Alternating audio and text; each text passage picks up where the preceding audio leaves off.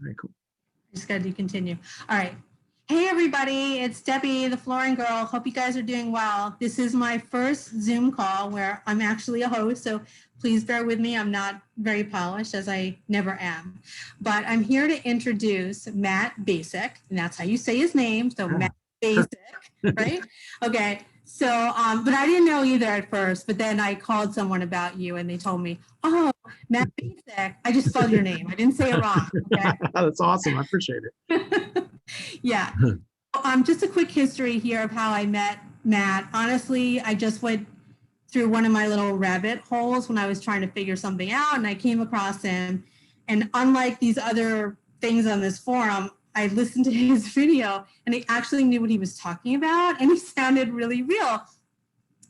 So I started doing some research on him and found out like he's a big deal. And I really had no idea at that point. And since then I keep learning and discovering. But Matt has been doing internet marketing for, I believe, 24 years. Is that right? 97. Yeah. Yeah. Yeah, a long time. So more than twice as long as I've been doing it. And he's made money in many different ways. I'll let him tell a little bit about that in a second. But his main source of income comes from email. And very, very impressive. And I wanted to learn more about this because I really need to amp up my email efforts, learn how to monetize them. And I learned along the way that Matt has also coached some pretty famous people before they were famous. Russell Brunson is one of them. And in case you guys don't know, he's the guy that does ClickFunnels and makes tons of money, helping other people make tons of money. So with that, Matt, can you just give us a quick overview of who you are? Yeah, I mean, it's non-scripted. I'm a guy that just grew up in Youngstown, Ohio. I was not born with a silver spoon in my mouth, but my dad worked in the steel mill a long time. I just didn't want to be like him, I come from a long line of steelworkers, but more of that, I don't know. I've been marketing online since my dorm room in college and probably before that, but that's where I can kind of trace it all back to. Basically interesting. So this is kind of pre-blogging really, because I think blogs really became popular about 2003, 2004. If I'm not mistaken, nobody hold me to that. You're probably right. I'm going to say, because I put one up in 2004, so I'm pretty sure I would have been early, because I think that's when Blogger came out. But basically, I came on early, started getting online, and I started actually having tons of products to sell. Now, we didn't have places to sell them that many places, so there wasn't much stuff out there, but it got to this point where I had all the stuff in my closet because I was living in a condo, so I didn't have a garage, or they'd all been in the garage, but I had nobody to sell to, and it became a really big problem for me because when you have a ton of stuff and nobody to sell to, and there was no affiliate marketing like we know today, I was like, this is a bad problem. And I ran into a billionaire, and the billionaire said to me this. He said, if you want to make a decent income, you sell products and services. But if you want to become insanely rich, you create and control markets. And at that moment, because I was in my early 20s, I might have been 21, I might have been 19. I don't even know how old I was. But I said to myself, I'm like, how in the world can I create and control markets? Like, how do I do this? And the email marketing was kind of becoming a thing at the moment. And I was like, I bet I can do that. If I build a list of people and I kind of control this, had this list, I can choose what I used to be a paper boy, right? So I was like, I can just send out whatever I want to the people that are on my list and that subscribe to me. And then that changed everything. I went from being broke to, not having anybody to sell to, and tons of products to having tons of people that wanted stuff I didn't have.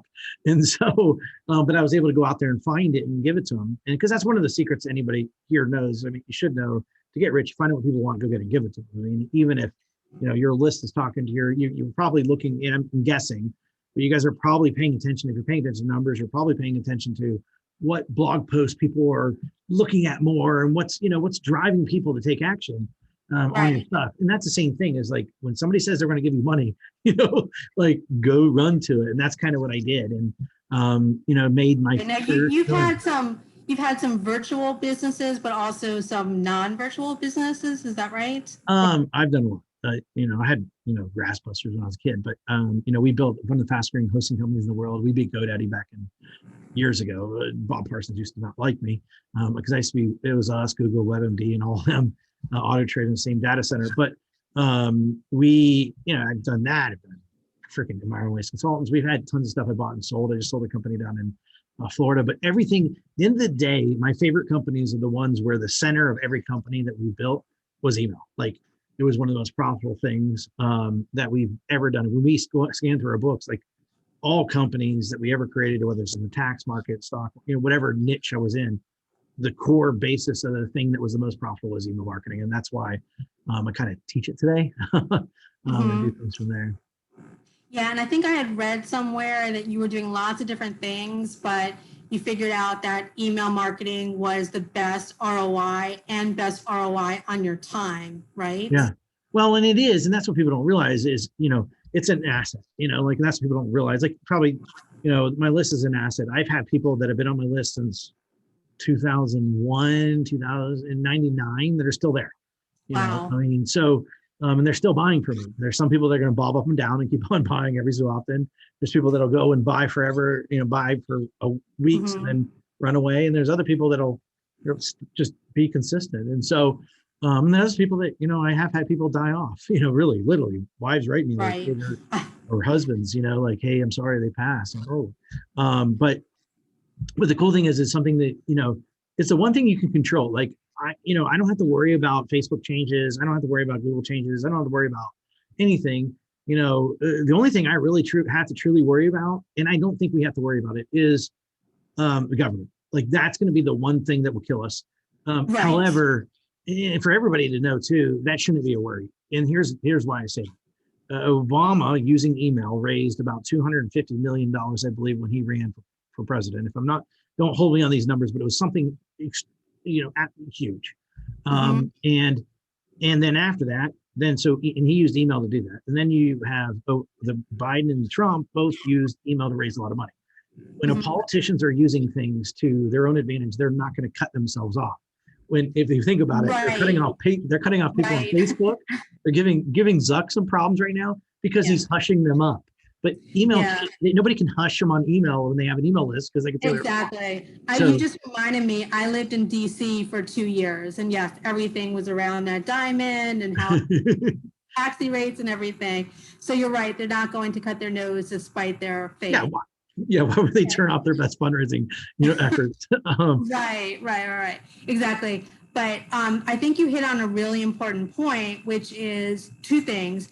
Email, really, you have the most control over that. You own that list. And unlike Google, which of course I love Google, but your traffic can go up and down. You can have algorithm change. Even more so with Pinterest, that a lot of my people use as well. Facebook, don't even get me started on that. So different now than when I used to use it. You can kind of control sort of Facebook ads, which can be a way that you can scale. But even now with Apple iOS, I just got turned off. Oh my God. They're turning off. They're going through. Well, and I don't know if nobody's got hit yet, but they are turning off more people right now with Facebook ads. It's unfortunately, we're not in control. Like, and when you think you got something nailed, the rug comes out from underneath you. And I've been in this game long enough to see. So, even, I do have YouTube. I have all this stuff, but when you lose so many things in the game, you're like, let me stay with, I want to be on granite, not on quicksand, or this invisible granite that is actually quicksand.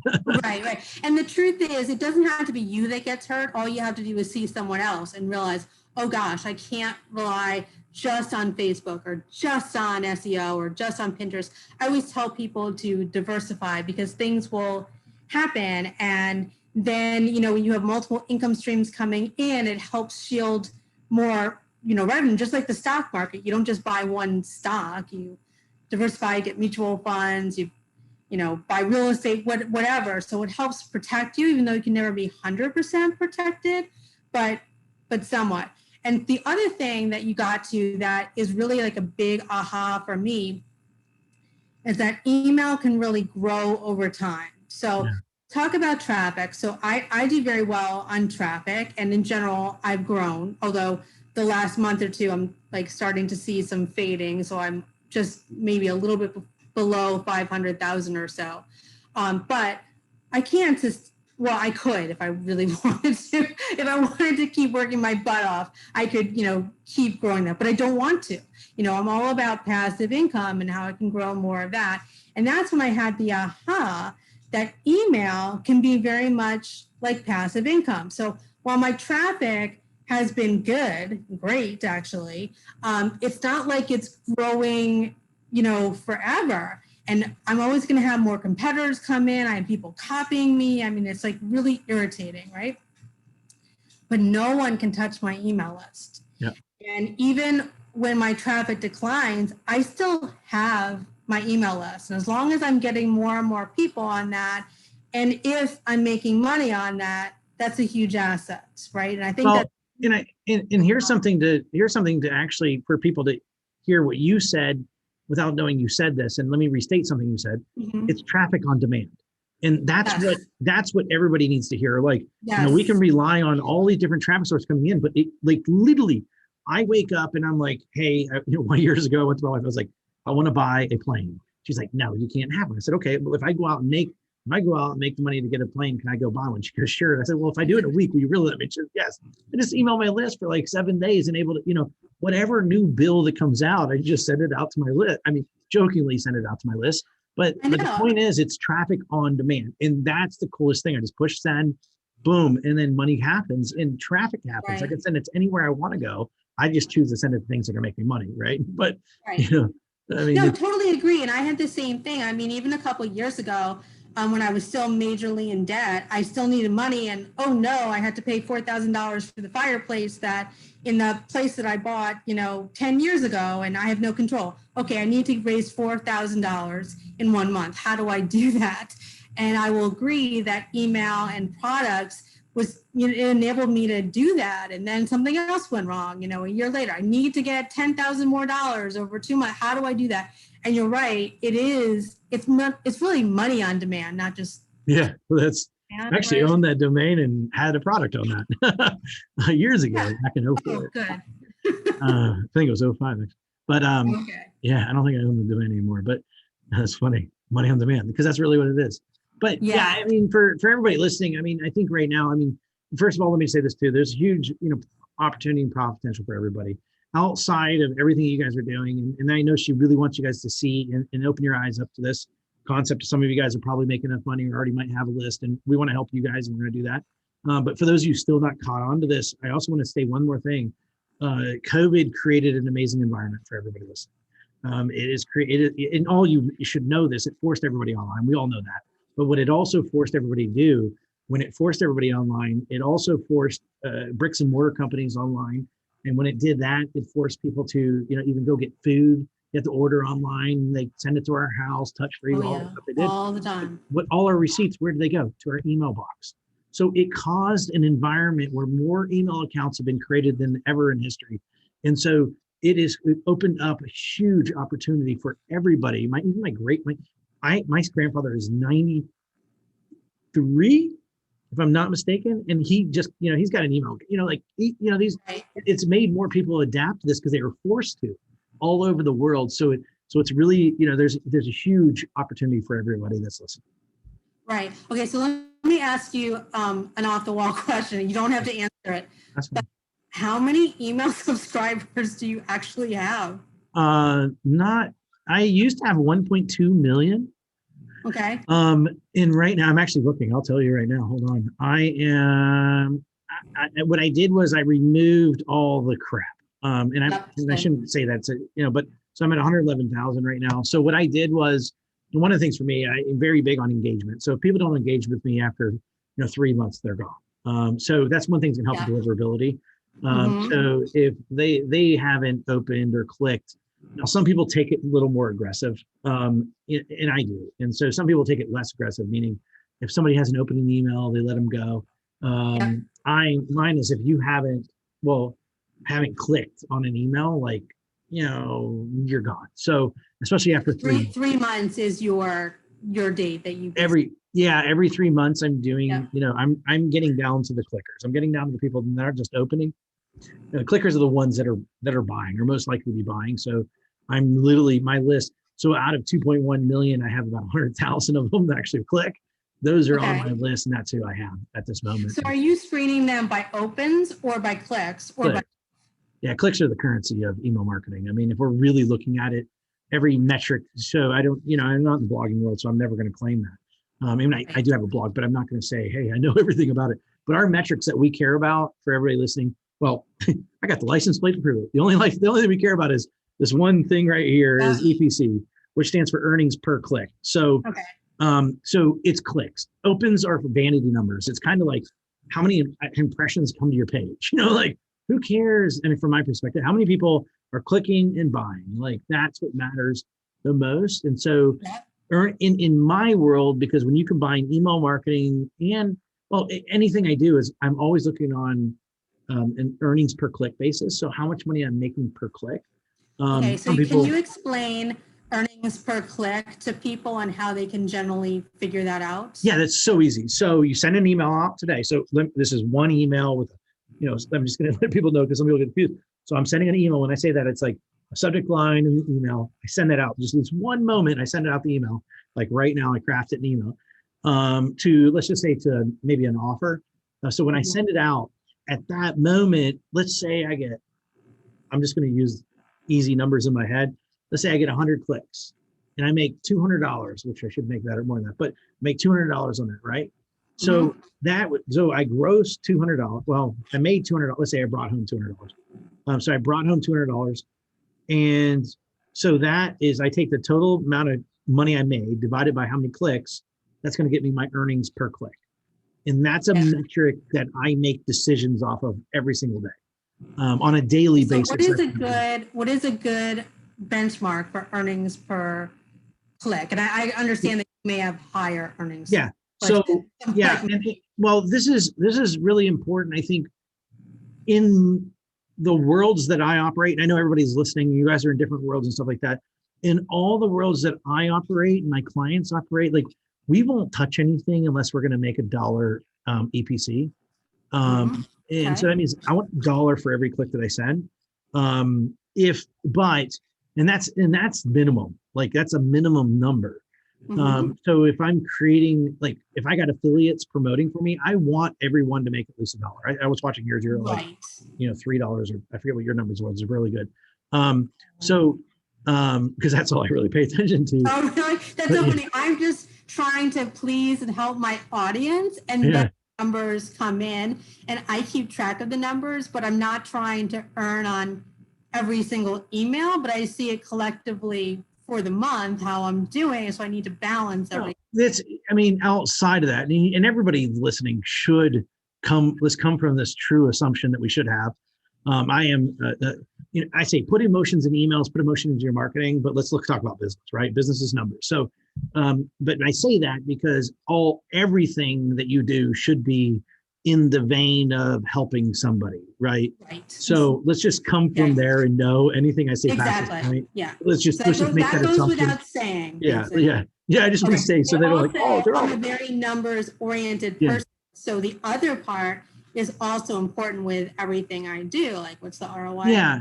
So like even for you, like I know you've offered some other people's stuff, like, and so you've offered maybe some other people's stuff through affiliate stuff, and for me, the way that I evaluate later on, it's like, hey, if there is an opening or something, and I was like, I've got something, and it's been months later, because the thing I found, like people forget things after about 3 or 4 months, so like I could use the same email, the same subject line, and go back and say, well, this out of all the stuff that I've done last year in the last 6 months, this is the best thing. Let me go back to that. And, and I had so many people love it, and I'll just go and you tell them the truth. Like so many people love this thing, I want to let you know about it again, just in case you're new or because in case you missed it back then. So it does help you make decisions on things. And that's kind of, what the numbers are for. On a daily basis, I am monitoring that because, if nobody's buying, nobody's liking it. There's a mismatch in communication. So, on affiliate mailings or even my own mailings, I'm always looking at that number, and it's very important metric, to market. Like I'll actually reuse some of my emails that did well. I might put them into a funnel. I mean, every once in a while, I might send them a variation and change the subject line to my people and stuff like that. But the point I think you're making is look at your numbers. Like We had to. I mean, you guys are doing with your blog. You even said you were. I was here. Pandemic. Da da da da da. You know, like we're all in numbers here. I mean, outside, we're all putting good content out there. We're putting good products, letting people know about good stuff. So, I mean, but at the end of the day, our bank account gets full with good numbers, right? mhm, So, right, you know, we're in business to be. I mean, I'm in business to make money. So it's not. To me, if we're not in business to make money, we're in a hobby. So it's just a hobby. right. And I love the book, The Goal. The goal is to make money, Yeah. to be more productive, but to make more money. If you've ever read that book, I love that book. I read it in business school.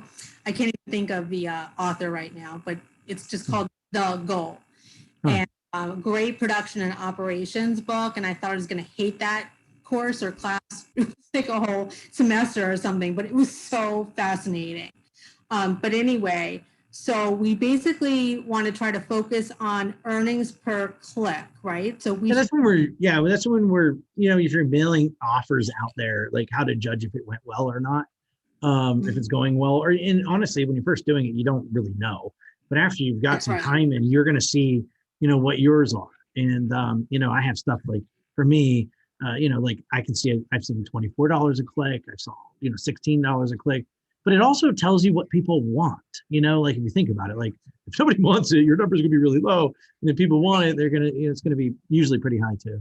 Right. So now if EPC or earnings per click is my goal, what are the levers that I can use to try to improve that?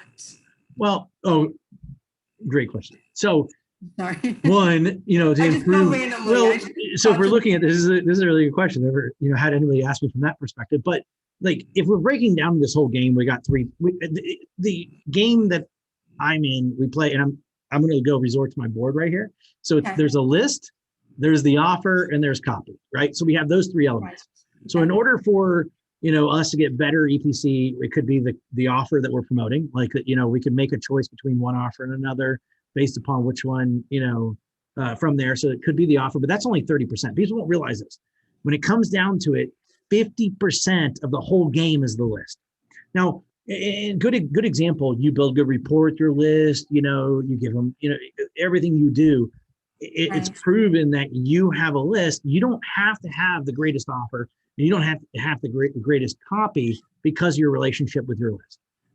You know, but people don't, but if you can, in which the list is 50% of the game. The other 50% of the game is picking the offer, picking the copy, and writing the copy. But you don't have to be good at that. There's a lot of marketers that people will follow that are horrible. All they have going for them is a good list. They don't have anything else. They're really horrible at their copy, but people will buy from them because they already know, like, and love them. You know, but there's not this. They're not great marketers. They're just great emotional. They have emotional ties. So my point is, one thing to really pull the lever. You know, one, you can get more people on your list. It's not really going to change EPC, but what that's going to do is change the amount of clicks you're going to get. So more clicks you get, more money you make. Right. It's You a know, long equation, the number of people times the percent that click.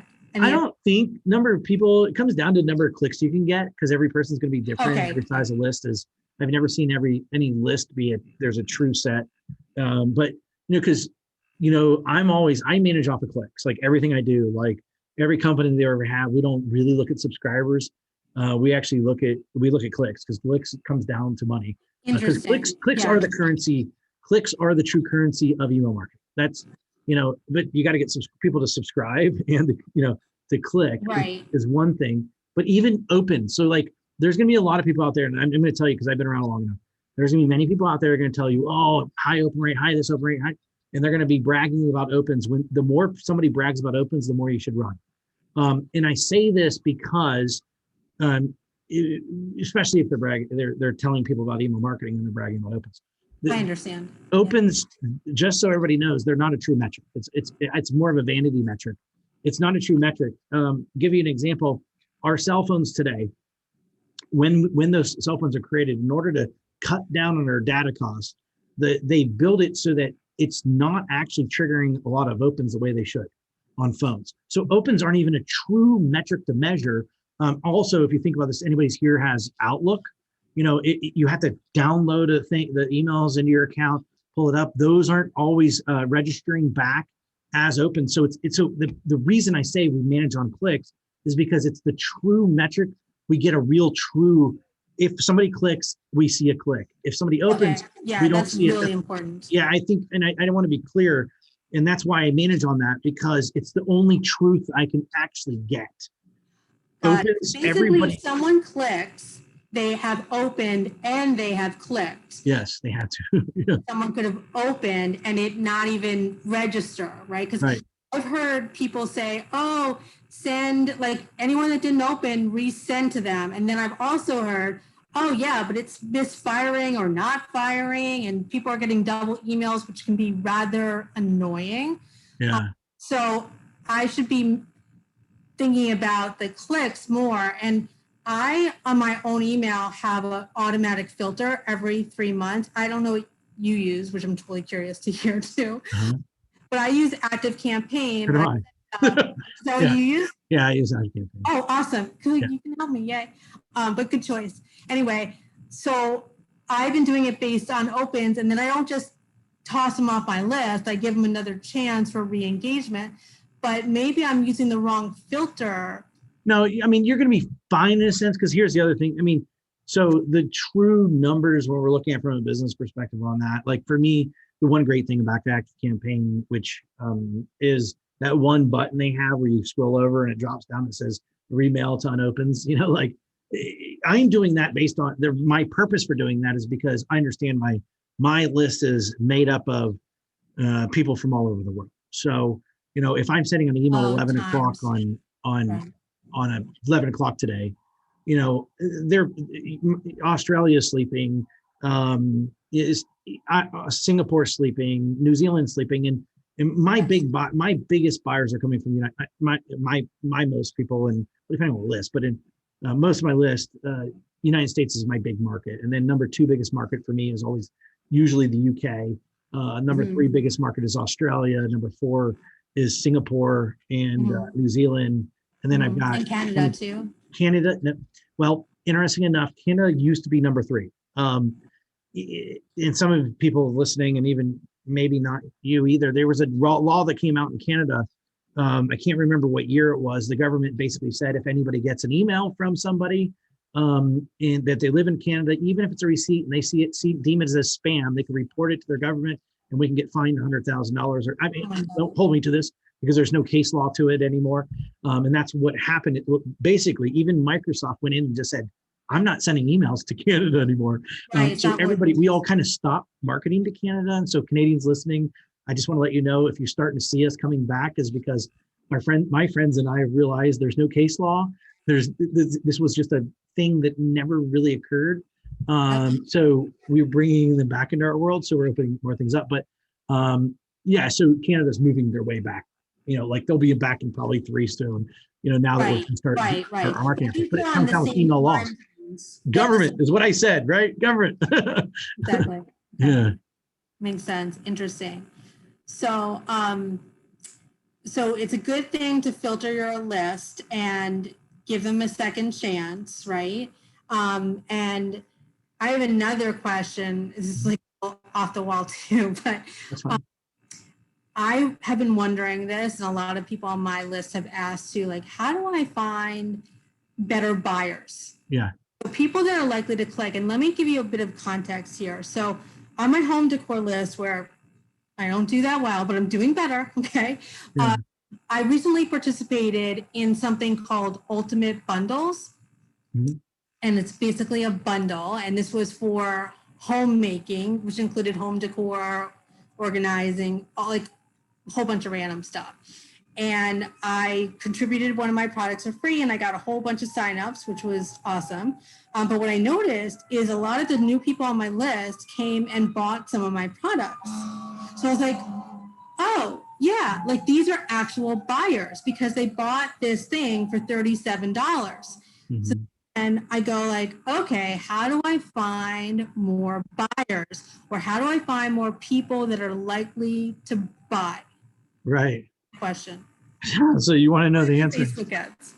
No. So here, hold on. Let me get you. I want to. There's a company that has. There's a company. There's two companies that kind of do the same work, but they have their names are reversed, and I want to make sure I say the right name. So, um, so I'm actually googling. I'm not googling. I'm just going to my site. Okay. So I'm actually, if you're cool, I'm going to share my screen, and I'm going to show everybody the answer. So, Go ahead, 'cause I don't like being on camera. well, I think, yeah, that's true. So here we go over here. I think I gave, do you see this thing? It's called Tower Data. Yeah. Okay. So let me make an important statement for everybody. You guys are going to all like, this is totally not what everybody says. So, because it's not, I'm just going to tell you, I probably make more money than most of those people that you're listening to. 9 times out of 10, that's true. I'm saying this, what I'm about to tell you is what, and I want to let you in on the truth of people that are teaching this stuff. And the truth is, we're going to tell you that this is the best thing in the world because we want to sell you something that's going to be the best thing in the world, right? So, Right. we're going to tell you Facebook because maybe we have a Facebook agency. We're going to tell you LinkedIn because we have a LinkedIn agency. There's a motive behind our conversation. And so mine's a little different. I'm a data-centric person. In fact, when it comes to testing, I test more than any person I've ever met in the history of my life. Like, these are email split tests right here. So my point is, data is my religion. I pay attention to data. I don't listen to pie holes. I listen to wallets. So back to your answer. Now I put your emphasis. Okay, so if we can isolate those people, of course, if we find people that are buying, what we want to do is we want to find more of them, exactly what you said. Exactly. So how do we find them? This is really cool. So Tower Data has a program, which their service is called Email Intelligence. And email intelligence basically allows you to build the persona and the data based upon an email address. So I don't know if you know this, but it's called reverse appendage. What they'll do is you upload your email list, they'll append their actual address to it. They'll append all this data about them, tell you more things about them, and basically whatever the data tells you, so it'll turn them in from an email address to, like, what do they read? You'll know everything about them. Right. That is so awesome. So I used to look into this. I'm a data geek too. So I've only done well in life because I love numbers. But when I worked at P&G ages ago, we did a whole bootstrapping model. It was based on a direct mail, but same concept. Same thing. A test, and then we bootstrapped everything to the other. I forget what the data, where it came from, but I can see it's the same sort of idea here. It is, and that's my mentors are all direct mail guys, so I come from that world. I'm direct response marketer. I mean, I am an email marketer, right? But in today's world, I would tell people I'm a direct response marketer that identifies as an email marketer. And no one understands that, but a few of us. So I'm really a direct response guy, and anyway. But I'm just gonna tell you, it's like a penny per person. Here's my bigger thing. So what I like doing personally for me is taking this to get the data based upon who my best people are, and then go find out where they're hanging out. Like, I'm not gonna go. If my people are, if I'm running a hot dog stand, I'm not going to go put it in the hood. I'm sorry, I'm just not going to do that. I'm going to take my hot dog stand and I'm going to go put it, on Wall Street, right, where everybody's going to come and give me all their money. So the same exact point is here. Is what this is going to do is it's going to identify, where are they at? What magazines are they reading? Where are they truly at? Are they on Facebook? Why would so many people, take in, and I'll stop sharing it, but so many people, like, they're going to, everybody's going to Pinterest, so therefore I'm going to Pinterest. Like, if your people aren't there, why are you going? Like, so don't follow their voices, follow your data. And so if you're going in, and if you do already have this is what I do. And then usually for me, my default tends to be, my personal defaults tend to go, my thing is just go find a magazine on the topic. If my people are all reading One-Legged Golfer magazine, I'm going to go to One-Legged Golfer magazine. I don't care if I think if my data says they're there, that's where I'm going. If my data says that 90% of my list is these buyers are at LinkedIn, then guess what? I'm going to go figure out LinkedIn. If they say they're at, I'm not going to go where other marketers are trying to sell me something, want me to go. I'm going to go where my data tells me to go and follow my data. Okay, so that place that you just showed me, I have to learn more about that. But are you saying I can pay a 1 cent per person and give them my data and they can figure out more people Give that me them? your email list, and then they'll send it back any way you want, put it into graphics, and tell you everything about them. Okay. Okay. All right. And then they'll even send you back your spreadsheet with all their data in it, and for that that's individual. so great. That's so great. Thank you so much. Yeah.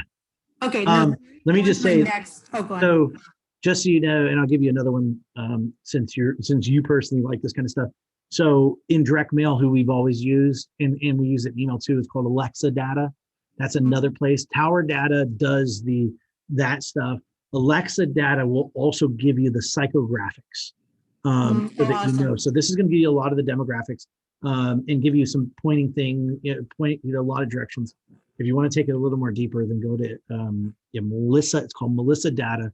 You can take that data you got from them. They're going to go in and match it, and they will tell you where all their people are at, what list they're at, where to go. You could pay people to mail their list and get them on your plate, get them over to you. That's great. And you can send me your affiliate links too. So if I use I don't actually have affiliate links for this. So I mean, okay. yeah, I'm just sharing. Like, thank you. And thank you for doing this. I really appreciate it. I have a whole bunch more questions. I know we're running out of time. Okay. But at the end, in a minute, I want to go through some of your resources that have helped. I mean, I can stick around for an extra 15 minutes if you need. I mean, okay, I know I can stick around for hours, but when we get to you, I can talk for hours. Okay, so talk to me for a minute about free opt-ins. Is having something, this might be a terrible idea, where people will have to pay a small amount, like $5 or $7 or $1. Like, what am I better off doing? Well, look, don't hold me to these numbers, but it kind of is like this, a list of, I mean, granted, please don't hold me to this, but if you think about it, because I hate giving blanket statements, right? Like, I really don't, like, let the data tell us, right? But the point is if I can give you a blanket statement, I'll give you one. Like, so it's like a 10-to-1 ratio. So 10,000 free opt-ins are like, react like 1,000 buyers. I mean, buyers always trump. Buyers are buyers and buyers, buyers, and the people that have already proven to buy, they're going to buy more. It's just, that's the truth. So ideally, interesting enough, you were my brother. This is what I would tell my brother. I mean, if you're my sister, so like, right, okay. I might have a brother, so that's the only reason I thought of that. And I don't have a sister. So, but if you were my sister, I would tell you what I told my brother. And I said to my brother, I said, his name is Jason. I said, Jason, he wanted to get in the game. I said, you got two choices to get started. One, I either want you to create a product and sell a product so you can get some, the buyers on the list, or two, you can go for free, but you've got to actually create that so that you're going to make an offer, after you have that, because we need identified buyers. And I said, it's whatever you choose to do, that's the direction you need to go. So really, there are true real paths to go. But I will tell you, like, ideally, I would kind of push my brother as much as I could, if he's willing to go down that path, which is a little more harder, is creating the product, selling the product, and doing that. Okay. And I say harder, it's just because you got to do the work. It's not going to be the harder to get selling free and selling something for $7. It takes about the same amount of effort, so it's not, people think like, just because free, sometimes hard to sell, right. So, like a guy standing on the side of the road in a van trying to give away free lollipops isn't going to sell very well. But, right. But the bigger point is, that's actually a horrible example. My son always jokes around about that. It's like, he comes back with a free I understand. Like, I got it from a guy in a van. Sometimes it almost sounds too good to be true. It decreases the value, that sort of thing. But I suppose when you do something where it's free, you can then tripwire them into a low product. I think we got to rephrase that. So that wording is horrible. And I don't think anybody should. Yes offer is what I'm told. I think you need to send them to a welcome mat like you would do in your home, right? So my point is, this whole concept, we were in mastermind when that word came out, and the only reason that people use that word today is because in our mastermind, I was with a bunch of guys, that was created based upon the survival niche. So, but nobody ever wants to be blown up as soon as they come into your world. So, first of all, in order to build a good list, people don't realize this. The best rapport you can initially start off building with anybody is trust, right? So if somebody comes in, Like that's one thing neither of you and I can't teach this really, but we can teach this concept. We can't teach trust, right? We can tell people that if you tell somebody you're going to do something, you do it, right? So if somebody comes in, you need to tell them that you welcome into your world. You say, hey, welcome to my world, right? Welcome. Acknowledge them to let them know, hey, and then say, you're going to expect an email from this location. By the way, while you're here, check this out. That's what you do when somebody walks in your house. Like if you came in my house right now, I see your library, I would say, come on in. By the way, let's say you're meeting my wife. Let's say my wife's upstairs. She's getting out of the shower. She'll be down in a second. You're welcome to go over to the thing and check out whatever you want. So I like to warmly welcome people into my world. It works very well too. And then have them discover the offer links instead of me forcing it in their face, slapping them with it. I make a lot of lower sales that way. And I also tell them what to expect next. And the reason I say that is what to expect is in the email box, I'm going to be sending you something. Now, you and I both, being in this game long enough, one thing. If you push the send button, it doesn't go that second. If the automation triggers the email, it doesn't land in the box that second. So I like to let people know, hey, I sent you an email. It'll be there in a few minutes.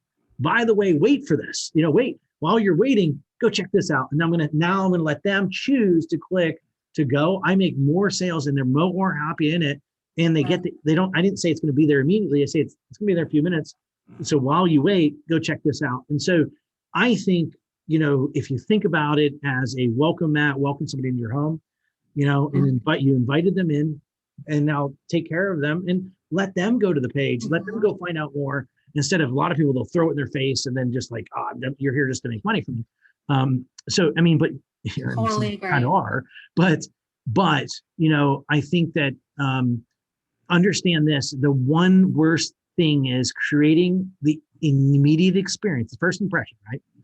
Where somebody comes in and a lot of people will say, I sent it to you an email, be there, it should be there immediately, when it's never going to be there immediately. We can never guarantee that, as much as so you've already lied. Yeah. And the other person, we know it sent it automatically, but it didn't get in their box. And, we can make up these true, there's something wrong between my email account and your thing, why even start off that way? Just tell them up front, hey, it's going to be there in a few minutes. By the way, here, I got something for you to check out that you might be interested in.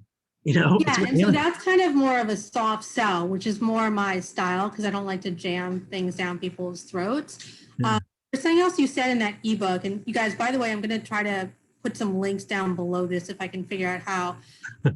I've recommended Matt's ebook. He has I think it's $5.60. Okay, it is so worth it. Okay, his concept, his theory is basically under promise, over deliver sort of thing. So if you give someone something for free, make sure it's not worth free. Make sure it's worth more. And if you give them something for $5, make sure it's worth 10 times that amount, 10x it. So it should be worth at least $50 or $100. I come from a background at P&G where it's always under promise, over delivered, don't oversell. You want your customers to be super, super pleased because we all care about repeat customers, right? Yeah, absolutely. You want them to come back and buy again. And if they've had a terrible experience, that's it. And to the point you just said, you reminded me of something that happened maybe last week. This is not you, someone else, but they were having a webinar. And I swear to God, the day I signed up, I think I got 3 emails, which was a little bit annoying. But then the next day that it hadn't started, I got, I think, 16 more emails. And they didn't even say anything more than it's coming, you're going to love it, we're so great, blah, blah, blah. And then the day of, I got, before it even started, maybe another 10 or 15, and then it's starting and blah, blah, blah. And I'm like, I don't know you, but everything I know about you, I basically don't like, I don't trust. You're all in it for you. You're not here for me. And your approach is, how can I delight and how can I make sure that my customers love me, right? Because you're giving them real value. Yeah. Well, actually, so here's interesting is I learned early on. Now I do sell a lot of stuff. I promote a lot of stuff. I know you do. But let me be clear on this. it has to pass the mom test. My mom was my first person on a webinar back in 2001. She Okay. bought, she bought this big ticket product and call. My mom used to be my greatest, buyer on my list when I first started. Like my mom bought everything I was doing because she wanted to support her son. And there was one moment my mom invested a lot of money with somebody. And I remember telling her, I don't know why you ever bought that. You should have came to me first. I should never. And then I'm like, wait a minute, I'm the one that introduced you to this person. So now I'm like, you know what? There's two things. People, you don't know this about me, and I don't look like it anymore, but I used to be a Gold Glove champ. So I was 33 in the nation in boxing. And so, years ago, but I say that because one, if it's my product, my rule is this. I got to be able to, if I'm walking down the side of the street, I hate to say it, but this is the boxer in me. If I'm walking down the side of the street and you tell me my products suck, I'm willing to fight you over that. Like I will stand there and fight you for telling me that my stuff sucked because I just did it to make sure that I wanted to make sure that, that never would happen. Right. But the other side of it is too, is if I'm promoting somebody's thing, I ask myself this big question: if my mom did buy this, like, would I be okay with it? Is it, did it pass the mom test? So I always operate from there. And I think it's good. Like, I can't go get everything. I'm not, Walmart doesn't take everything in their store and test everything out and tries it all. Maybe, I don't think. I don't know how they could, at least the owner doesn't. So how could we, get everything that I touch? But I mean, at the end of the day, the person, I believe, and this is what I know, and I've seen this over the years, there's mirrors in this market. There's mirrors all over us. The list is a mirror reflection, the list is a mirror reflection of the person that owns it. The offer is a mirror reflection of the individual that created it. And so I usually choose to purchase or to promote things based upon that person that created it. I do the same thing. And I think for a lot of people listening, that's important because people don't realize that is, you can't buy everything, test everything, but you can say, you know what, this person I go to bat for. I mean, I was promoting something last couple of days. Like I told my friends, like, I can't believe you're promoting this so much. And I said, well, he's a good guy and he deserves it. And he has treated me and my family really well. So, I know he's going to take care of my clients. I know he would take care of my, my kid, like the way he takes care of us, I know he's going to take care of everybody else too. So, and he's just good behind his stuff works. So I'm the same way. And even in my local flooring business, when I used to have that, people would say, oh, do you know a good plumber? Do you know a good painter? Whatever. And I would recommend people, but then some of them would get back to me like, oh God, you should see what he did or how much he charged or whatever it was. And so I got instant feedback. And then I had a core list of these are the people I know I can trust. They will do it right because I can't stand hearing negative feedback on that. And with everything on my business now too, I basically do the same thing. I want my subscribers to trust me and I want to help them.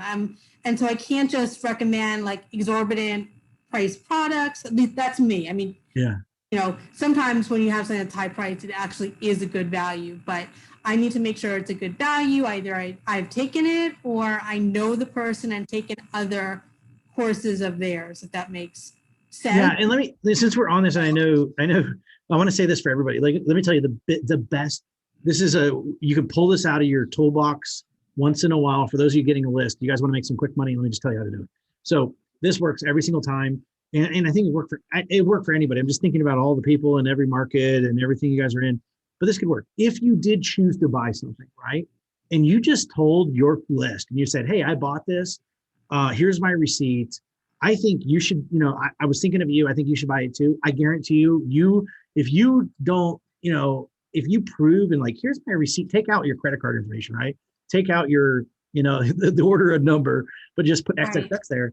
But say, hey, look, here's my receipt, or here's a screenshot of my receipt, or you go and make a video of you going to buy. I've done that people, if you lead by example, people will follow and people will buy. And you will find, if you pull that out once in a while, like, hey, I bought this. I think it's amazing. You should go buy it too. In fact, here's my receipt. And I think one of my best subjects when I'm doing that is I bought this. And then they open up like, hey, I bought this. I really think it's great for you, Right. And that's what I did with your book too. I hadn't even finished it. I think I was on page 19 and I was like, oh my God, like this is such a high value for this low price. It's a no brainer. This guy really knows his stuff. Right. And I'm only here and this is how much I have. And I already sort of know what I'm doing, you know? And so it's like, I'm just being very truthful and, you know, promoting something, but not just so I can make a commission, because the commissions are teensy, right? Yeah. I'm trying to build that trust, but I don't, on the other hand, I don't just promote something because it's a big commission. I mean, like, Yeah. do that. Well, let me give you another little thing that you might have done it or you might not. But one thing that really works when you're doing it is, so like, let's say you're on page 19. You could say to them, "Hey, I'm on page. I don't know if you did this, but like, I'm on page 19 of this thing." And it absolutely what he just said in the fourth paragraph down really blew my mind. Like now it creates this desire to consume. So the more, you know, it's kind of like that teaser. It's like, Yeah, hey, on curiosity. page 3, he said something that like made me think, oh, I could use this in my blogging business. On page, 9, he said something that made me realize, like, if I just did this with my titles, my blog post, I could, I'm not saying this is true. I'm I just know, kind of but just it's a giving great ideas here. example. But the more that, it's like, and that's the reason I want to let you know about this. And so it's not just I bought this, I did this. And it's like, now you tease them about things that you have to only find out if you consume it is going to be help increase your sales on it. Or it's like, I mean, but if you ordered something that was physical, like, man, you're going to really love the way that this handle feels. But the only way they can actually feel the way, I'm just making this up, but the only way they can feel this handle is because they got to get their hands on it. Like, I can't let you feel that. So if you think of, unique things you can do, and every morning I start off at, keep drinking at 12 o'clock, when I'm drinking my water every day, or whatever. But something, it's like, and they won't know how much water that is until they get it in their hands. So I don't care what it is, but the more you can kind of, open, what we would call in the world open loop or Zeigarnik effect, is basically you kind of shoot in the hole in their head. Like that's what the Zeigarnik effect is you shoot a hole in somebody's head. So it's like, hey, the thing that the thing that's written on the bottom is so funny. You're like, damn it, what is that? And because I just shot a hole in your head, and now you need to go get it to figure out what it says. I know. I actually wrote something in a Facebook group, not even trying to do that, but yesterday, and I did not have the energy to write back. Like, I want to know whatever. But I was actually just writing like, oh, I had the answer to this in the course. I was just writing it. And I'm like, if you buy the course, you're going to find out. But I certainly wasn't going to write that there because I would sound like a jerk, Yeah. Can't do that. But you just say, I think I really address this, like you could always say, because sometimes people ask me the question, like, I address this thoroughly in lesson 5. I think if you go in for 10 minutes after, once you get to minute 2, I think it's around there, people are like, that's great. Oh, I was like, because I will be able to explain it there a lot better than I can ever do right now. Great. So it sounds like on email, there are kind of 2 main ways to make money. And correct me if I'm wrong. I know there's some other ways, like whatever. But basically, you're either going to promote your own product or products, or you're going to promote someone else's as an affiliate, right? 2 basic ways. Or you could double dip and do both, right? Exactly. You can do both. You can switch off, whatever makes sense, right? Yeah. I think what you were saying earlier is ultimately when you make and own the product, you can ultimately make more money that way, right? Well, you're doubling. I mean, if you think about it, you're getting in any commission scenario. I mean, nobody's really giving 100%. So, as an owner, you're getting 100% of all the money. Usually they're going to give 50%, sometimes 20%, 10%, and even like you were talking about Amazon, 5%, right? So, or 3% or 1%. So you're not, you get 100. When you're selling your own stuff, minus your cost, right. You're getting. You got the PayPal fees, whatever. Yeah. And there's some other costs in there, but they're pretty small. But also, I can have other affiliates sell my product for me without me even sending emails. So that too, right? Yeah. That's ultimately where I want to go. Now, do you have any advice for people like me who might be in home decor where we might be selling low price products? So like I have a new ebook I created and I have the normal price at $21, but I have the Easy Yes offer, sometimes known as a tripwire, at $9. Mm-hmm. And lots of other people, whether it's crafts, sewing, organizing, whatever, they might have $7, $9, $11, whatever, $17 products. Do you have any advice for someone like me where I have low priced products? Well, I mean, I think we talked about this, I think it was before we got on here. I mean, end of the day, all roads lead to Rome. There's two ways that people really make It's big my money. phrase. I tell that to everybody. I have books on it. But, like everything has to, yeah, you said some all roads lead to something. But to me, your flagship product. So I think, and I believe every product that was created to, fulfill a need, but it's also going to get somebody, to get something else. Right. So one thing is, here's a big thing. I mean, there's different big ticket products in every single market, right? I mean, I have clients in the health niche, they can only get so far. I got people in the woo-woo niche, which would be like uh, um, astrology and numerology. Okay. They can only make their tickets so big. But the big thing is that so if you can't make your tickets big, you go into continuity. Like there's two plays you can go: create a recurring thing, or you create a big thing. So when you're in a market where you can't create a big ticket, then you want to go to recurring. And that's one of the things is what can you do where you're going to deliver something on a monthly basis to get that recurring ritual. That's what I want. Right. And and I'll tell you, there's a lot of money to be made in that. So what you're going to find is that's why health market can't go very big. I mean, they can't go huge, big ticket stuff. So what they got to do is they got to do the meal plan of the month, or they got to do this and they got to do that. There's the vitamin of the month, or vitamin of the, there's recurring. So people have been talking about subscription boxes in the same way.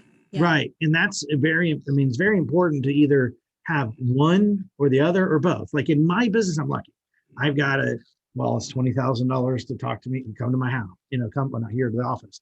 I charge $1,000 an hour, whatever. Like, but I mean, I'm whatever. I read that about Russell Brunson. Like, why I spent $1,000 for 1 hour with Matt Bacak. Yeah, but let me just tell you, my numbers are a little different than most. I took the amount of money I make all year, and I divided by how many hours I worked, and I figured out if I go do something else, I lose this much money, so I got to get that money. Because people forget about that opportunity cost. Yeah, they do. Trade-off. Like, I could spend all day. I'm making this up right now, but writing this blog post or, Pinterest pins or whatever, or I can spend that time doing something else that can get me a higher return, like working on a product, which can be recurring revenue and more assets. And the other thing is, I suppose, as you make more products, you can bundle them together and you can upsell from there. You just have to get started. I mean, when I had I will tell you something I know you're not big in Facebook, but I've got people paying me, I got this Facebook group, right? Not the group that you're in, I have another group. And we've got like 1,000 people in there, and they pay $97 a year or $10 a month.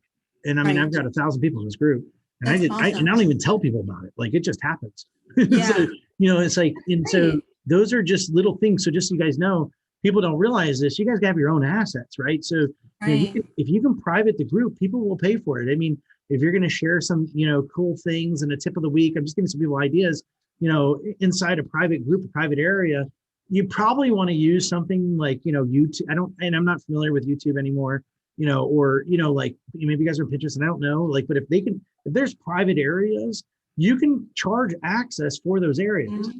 And that's what I charge for a private group. Like, and I have an assistant that comes in, and then I'll tell you, here's the trick to it. So when somebody requests to approve or requests to belong to it, we tell them to put your email in there where you purchased. Right. And my assistant goes in, double checks to make sure that person purchased, goes in and approves it. When the person cancels, she knows, and she goes in there, and then she just removes the person. It's really, I mean, it's a little extra, but I mean, I've got somebody, that's not my assistant. I have a customer support assistant does it. And she's, in the Philippines, it's doing that for me. And she, it's great. So smart. Yeah. But I know several other people doing it too. And I know some people that are charging like $25 a month and others that are doing like $97 a month. And people can, do that for a month, or they can continue on. And then sometimes they will give like the first month, I don't know, half price, or so you can try it. It's just like a sample in a store. If I have good smelling food and I give you a free sample, then you're going to want to potentially buy it, right? Oh yeah. There's a lot you can do. It's totally. And there's physical newsletters. Like, do I have it here? Oh, I have my physical news.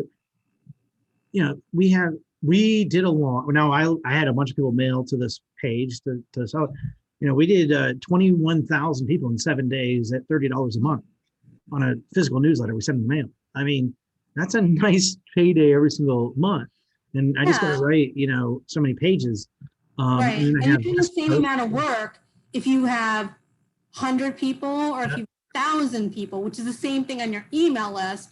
If I'm making money on it and now all of a sudden I have 10,000 subscribers, but now it becomes 20,000, same amount of work for me to put together my email newsletter, right? Yeah. Oh, yeah. When I'm doing a physical one, I just send it to them in the mail, and then, I do that too. I mean, but they pay for it online. Right. I mean, 20,000 people at $30 a month isn't a bad day. Yeah. But Yeah. just some ideas for people thinking about it. I mean, at the end of to really answer the question, we've got big ticket or low ticket. But I think if you do create this big ticket thing, you do, or I don't think I know the ones that win the game have even a big ticket or they have a big ticket or a continuity program, or they have both. The other side Okay. to it is everything they do, they give people an opportunity to get there. That's their flagship. Right. So if you're selling those lower things and that $9 thing, hey, by the way, I saw this other people that bought this also joined my newsletter, my Facebook group of the month, like whatever, this monthly program, right? So Right. you always want to get them in there. And, like, I Right. mean, So my $9 product is potentially just a stepping stone to get to my $47 product that I hope to figure out what it is. well, it could be a monthly thing. And that's the other My thing. monthly, yeah. Yeah. Even if it's just $9 a month. And I guess once I have them there, and if it works, I could see, okay, well, maybe I can charge $17 a month and improve it in these ways. Like that's the beauty of virtual. Like we can keep testing Oh, stuff. yeah. It doesn't Oh, work. plus you're going to get Well, more feedback. You're going to get customer referrals. You're going to get right. testimonials. Now you got more Right. social proof that it's worth the Right. money and it's worth more. And when you get people who Right. say you should be charging more, you just show them that, like I'm not Right. charging enough. Yeah. I Yeah. mean, this is totally awesome. And I could talk to you literally all day. Try to cover two quick things. Okay. One, how we met. Yeah. And you can cut it from here if you want. And two is some of your other resources that people can buy because I haven't had a chance to read them, but you can just tell us about them. Okay. The ones that are the upsells for the $5.60 product. Okay. You guys have to buy if you haven't bought it. It is so worth it. Okay. So here's how we met, kind of infamously. So Yeah.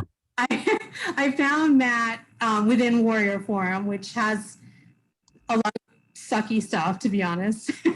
I thought his stuff was really good and I'm reading it. So I promote it to all you guys because I think it's really great.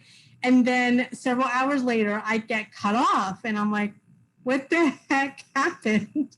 And like, why did they do this to me? And I had all these wrong conclusions like, oh, they cut me off because I didn't make enough upsells, but then I'm like, but that's not my fault. I'm just recommending this good book.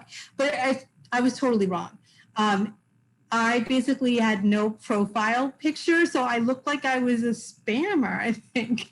And then I tried to find some other people to reach out to him, and I'm like, I can't even tell you, Matt, and you probably have no idea, but I was so mad, okay? Really, really mad. And I went to bed stewing and everything. And then the next morning, one of my friends reached out to you and fixed everything. So thank Yeah, you. you woke me up.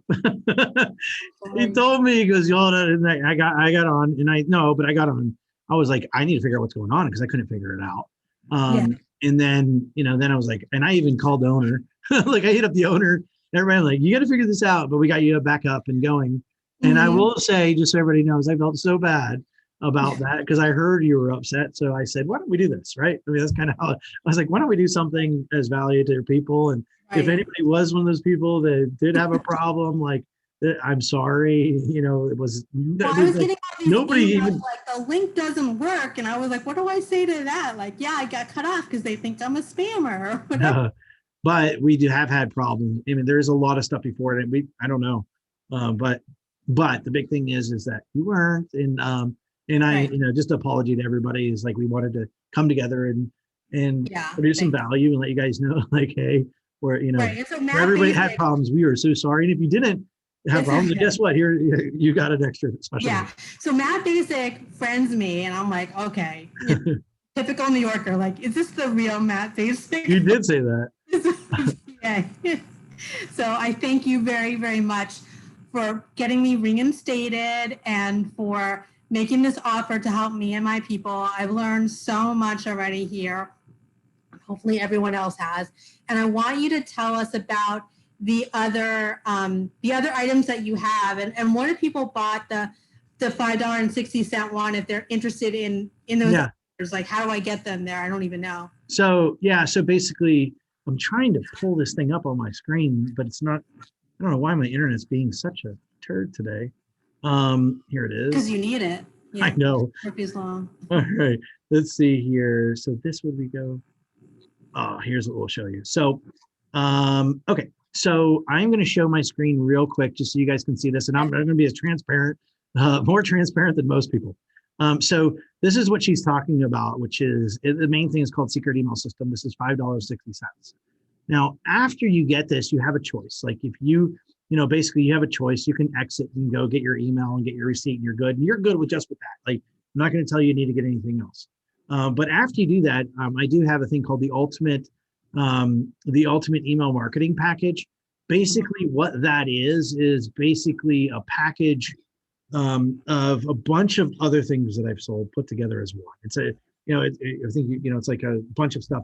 Now, when I sold them separately, I think it was like, I don't know, like $1,000, but you're going to get for like $47, $97. I can't remember what the price is, but basically it's a steal of a deal. It's just like all my other products combined together as one into one product that I've had in the past that you have an option to get. That's why I call it the ultimate package. And it's all about email marketing and, increasing your clicks and increasing, your UPCs and things like that.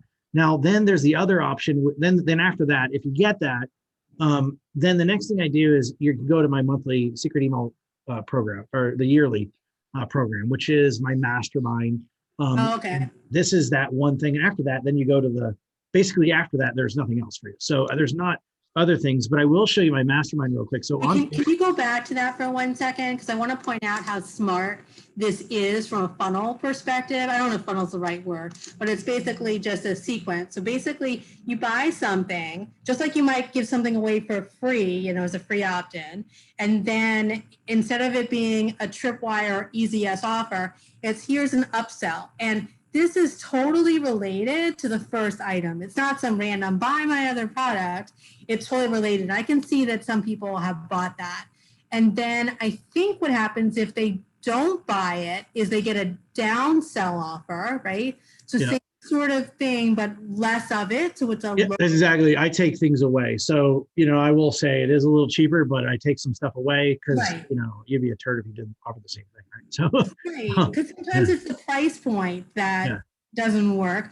But then if you do buy, then you'll go to the further upsell, but then it stops, which is because sometimes people keep going on and then they leave. Like they just and I will tell you, it's called upsell hell. And if you take people through that, they're never going to love you. And I have learned, 3 is the key. In everything I've done, 3 is the key. And I just tell you, people can bear 3. Past 3, they get to 4, they get to 5. I can show you other people. Like you'll just never get out. There's 12 or 15. People will do that to you. And it's not a favorable experience on any person you put through there. And I chose not to. But what that means is that I got to get really good at my copy. So most people, let me just tell you, here's the trick. Just so you know from an outside perspective, if you see something like mine, and I'm not saying this because I am small, I'm actually pretty good at marketing. So, but a lot of people that have to add more stuff, they understand that buyer's a buyer's a buyer. When a buyer's in heat, they're going to buy more things. And so it's just going to naturally happen. And it happens to you guys all the time. I mean, think about it, go in the store and, it's like, guarantee you went in there for one thing and your cart's full of more stuff. It happens every time. So, but people take advantage of that behavior. Yeah. And the reason they do that is because they're not good at marketing. So their pages, their copy, their offer sucks, but they just know if you just throw enough stuff in front of them, they're just going to take something more. And that's what they're doing. It really, I think to me, from my personal perspective, it's a showing your hand that you're not a good marketer, that you're really good at just coming up with things and putting stuff in people's face. So, Right. because I did say list, offer, copy. So my copy should be pretty good, and everything else from there. Then this is my mastermind, just to let you guys know. So we have there's, so there's not, I said, not, this is the mastermind. It's a private group that you have to only get in is your thing. We've got, there's names you guys know, like a lot of these people, you probably do know, there's some really big names in here, but everybody helps everybody. That's the goal. And I'll just say this, like getting started, we have some rules. So if I click on getting started, I'll just show you. I don't know, promise spreadsheet. So I don't share my rules in here, but the rules basically are, if somebody attempts to help, like people are going to help you. You throw up a question, people are going to help you. They're going to give you the resource, stuff like that. They're not resources for the world. They're only resources for you. If somebody needs help that you haven't, anything about, help them. Like we just kind of have some common things that we have rules in there. If somebody said, you say, hey, I need somebody to help me with this, and they give you the resource, don't go blasting it all over other groups, kind of thing. Because they've paid to be in your group. Yeah. And this is a mastermind. This isn't Matt Bacak coaching, just so you know, but I do this thing called Wicked Smarts. So every week I share something wicked smart, like something, my goal is to blow your mind every single week. And I haven't missed one. So sometimes I'll here's how to create software that sells. Sometimes I list them. I went totally raw. I was at home, just went in and just talked from the heart. There's 5 subject line hacks. There's magic moments. Oh, this is good. I had a guy, one of the best copywriters in Singapore. So I find people in the group and they come up and just share their cool stuff with the group. And this guy is one of the greatest copywriters in all of Asia. And he talked about this idea of the magic moment, of how to create a magic moment in people's lives in their copy. And it's so good. It's worth it. Here's all my scribbles from my personal notes I gave to him. Here's a revolution. How much a month is this group? I'm sorry. It's only $10 a month or $97, which it was kind of a joke, and then it happened. I spoke at Dan.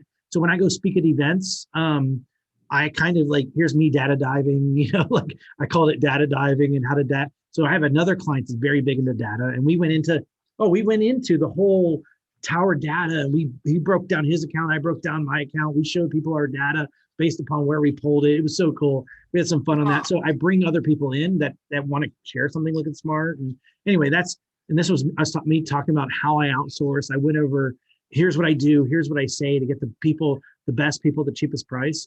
And it's just, there's so much more stuff in here, but just to give you a general idea, that's what it's kind of, that's in there. Right. And so it's really good. Like everything I gave is, everything that's in there is really going to truly help you. But let me just say this, you don't need it. And if you don't need it, but if you want it, it's there for you. Right? Okay. And that's good, because we don't like to be sold to. We like to stuff, right? Right. You don't need it, but I want it. I totally love it, right? Yeah. But Yeah. Nothing's worse than somebody. Well, the problem we have, the reputation people get is they'll give you a piece of the puzzle, and then they'll say, oh, but if you want the other piece, pay me more money. It's that's not nothing. None of that's there. These are separate things that if you want more, and they're explained that way, but you just saw right. So if people want to get there, how do they do that? Or does that come up? Just to be transparent, I want you to get credit for it. So you'll probably give them a link, and that link that you said you're going to put below, that's where they need to go. Don't go anywhere. Just go through her. She introduced us, and let's give her the tip. Okay. Well, you're so sweet. I appreciate it. Really do. But I think it sounds like that's a really good value. If that's $10 a month, you have to be insane. I would suggest going for the year, but just in case there's any problem with the payment. And problem is just in case there's a problem at one time. It could be anything stupid. I just do the 97. It's 97 a year. As you saw, I guarantee one of those videos you're gonna be like, damn it, that's worth it. Right there. Right. But yeah, I always buy stuff annually now when I can. A few years back, that was an impossibility for me.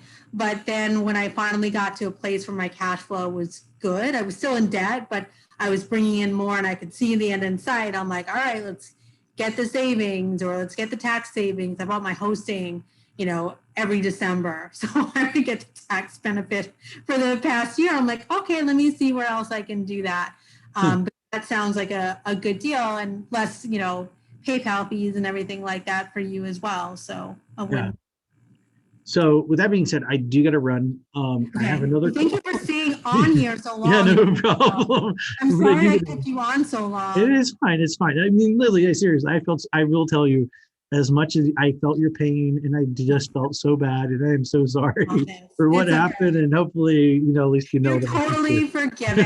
it. Thank you. More than made up for it. I All right. So With I that want being to said, be it was here good meeting for people. everybody. I just going to tell you, I really got to run. They're kind of screaming for me outside. Oh, sorry. But I appreciate you all. Thank you for being here. You got any Thank last you. closing comments? I'll let you have the floor, and then I'll turn it off. Oh, yeah. So I totally don't know what I'm doing here. I don't know how to do closing comments or anything. But what I'm going to say is that Matt is awesome, and I really enjoyed his content. And I'm so thankful, Matt, for all that you've done here. So you've more than made up for it. Thank you. All right. Bye. I don't even know how to get off this thing. I'll turn it off. We'll see Okay, good. it. Bye. Bye.